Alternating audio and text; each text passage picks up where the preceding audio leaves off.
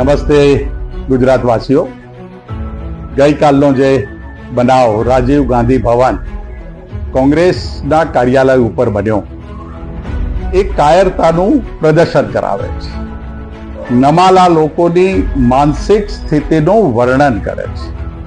રાહુલજીએ આખા દેશમાં હિન્દુ ધર્મની સાચી વ્યાખ્યા કરી લોકસભામાં, અને એ વ્યાખ્યાને સમગ્ર દેશે આવકારી, સ્વીકારી, અને સાચા હિન્દુ કોણ હોવા જોઈએ, અને હિન્દુના નામે રાજનીતિ કરવાવાળા, હિન્દુના નામે ભાગલા પાડવાવાળા, હિન્દુના નામે બહેન દીકરીઓ ઉપર અત્યાચાર કરવાવાળા, હિન્દુના નામે સમગ્ર દેશને મોબ લિન્ચિંગ કરીને બાદમાં લેવાવાળા લોકોને પર્દાફાશ કર્યા છે.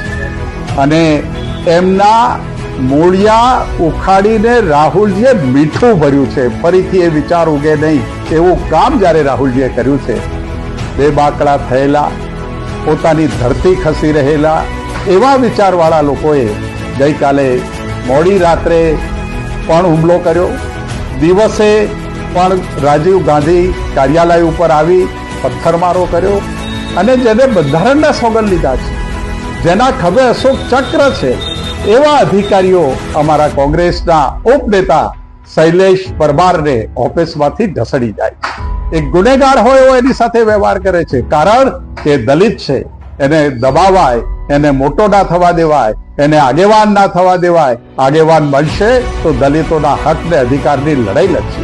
ભૂતકાળમાં તમે જિગ્નેશ જે લડાઈ લડે છે એ જોયું છે.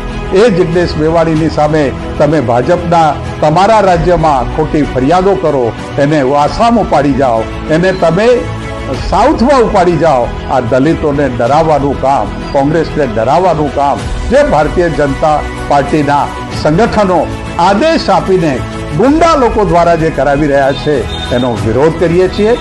વિચાર છે કોંગ્રેસે સાથે લઈને ચાલવા વાળી પાર્ટી છે, અને એ જ કોંગ્રેસ શાંતિમય રીતે જે કંઈ આવા બનાવો બનશે એ બનાવોનો સામનો કરશે.